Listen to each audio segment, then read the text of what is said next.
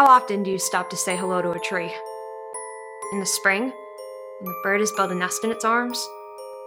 Or in the summer, when its cooling shade shelters you from the sun? What about the fall, when its cones open wide and let loose its seeds to fly away in the wind? Or maybe you say hello in the winter, when it cradles a million snowflakes for you to see. Just like you are more than just a person, a tree is more than just a tree. And just like you, a tree is born from those tiny seeds that fly off from its mother. And if those seeds find a place just right to land, they just might grow. First into a seedling, and then year by year by year, it grows. You see, each tree is special. It really is. And though it might not be the tallest or the greenest or the prettiest tree in the world, it's still special. And this is the story of just such a tree. When you see a tree like this one, what does it make you think of? It is a Christmas tree. Oh, a Christmas tree. But not everyone has a Christmas tree. Even so, it is something everyone can enjoy. In fact, there is a tree that is a Christmas tree. Yet so much more. It began on a cold afternoon, Christmas Eve, 1931. That is when a group of workers in New York City, mostly new to America, started a tradition. It was one part old and one part new. You see, back in 1931, times were very, very hard. Millions of Americans were out of work. They had little money, little food, little. These new Americans came from all over the world seeking a new start. And in that year, a man named Rockefeller decided, my charge is to put the people of New York City to work, to build a great building in the heart of Manhattan.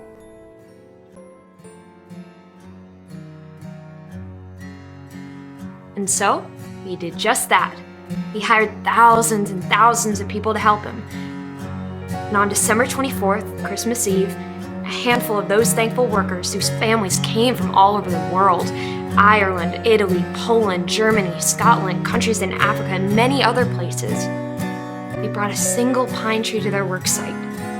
It was not a tall or particularly beautiful tree. Before leaving for the night, the workers placed homemade trinkets, ornaments, strands of garland, and strings of cranberries high and low on the tree. And it was a beautiful sight. It was a gift from people who thought they had nothing to give. Turns out they did have something to offer. First tree at Rockefeller Center. And ever since, the tree's been donated to Rockefeller Center for the holidays. And you know what? This year, it comes from a special place. The tree from Happy Valley. I love you.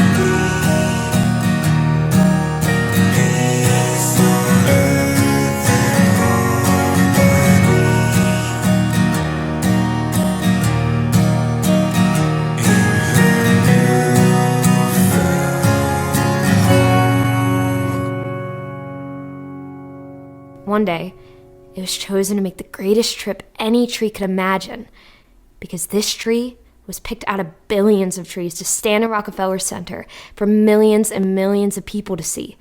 But before it could, it had to be made ready for its trip from here to there, more than 200 miles. And that's just what it did. And it was on its way.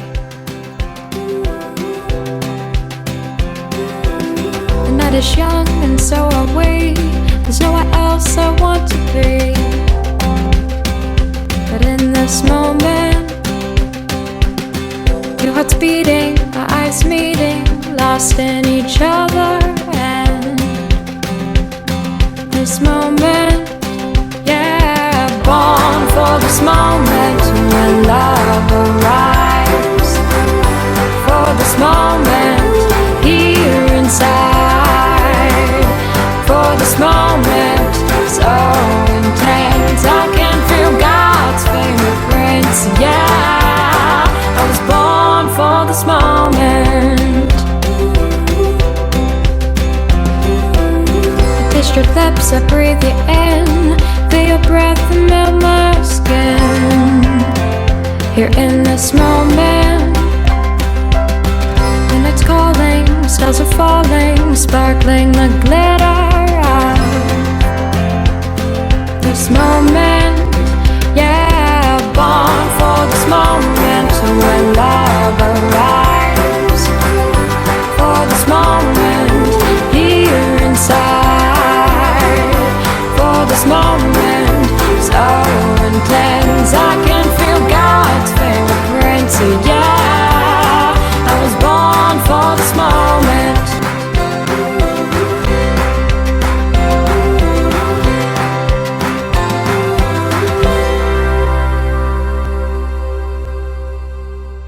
And it was on its way.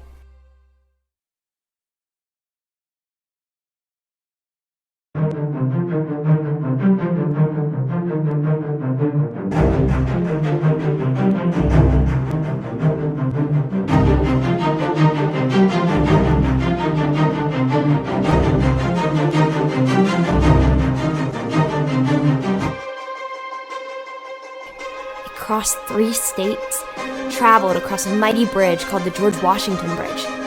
It saw things it never dreamed of seeing.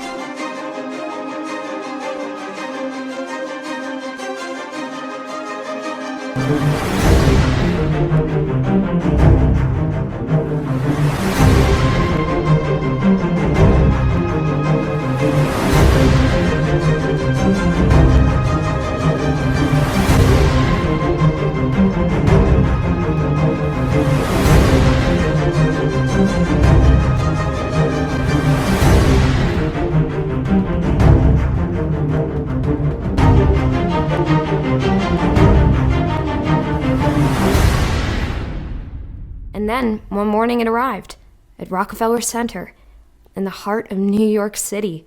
Will you believe it? That is Dylan riding down 49th Street with the Rockefeller Center Christmas tree on this very chilly Saturday. What a beautiful tree that is. It is beautiful. Wait till it's all decorated, lighted up. And if the cold temperatures didn't tell you what season we're in, well, that scene you're seeing certainly does. Dylan, what's the scene over there? Set it for us. You know, it's really cool. Last year I was about 9 months pregnant, so I couldn't ride next to the tree, but now all bets are off. So I get to sit right at the base of this 75-foot tall Norway spruce. It came all the way from State College, Pennsylvania after being chopped down earlier this week. So why is this tree the lucky tree?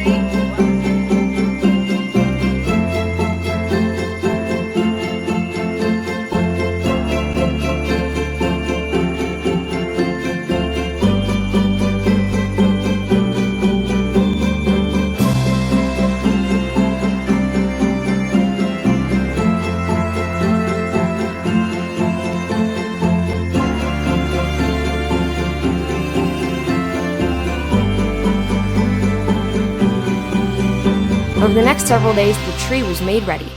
And, just like those first humble workers who put up the first tree, the tree from this happy valley was decorated, just like other trees brought here for more than 80 years. And then, one night, 500,000 people gathered to see the tree and to celebrate. Not everyone was there to celebrate the same thing, but they all came to share a moment that few could imagine, especially a tree. And then, in a moment it could not have guessed would ever happen, the tree, as it looked out across a sea of new faces, became a part of our common history. Our tree now belonged to everyone. Everyone. So it is true that just like you, this tree is special. Not because it was the tallest or the prettiest tree in the world, but because it brought joy to so many others, just like you. And that is the story of our tree. A tree from a happy valley.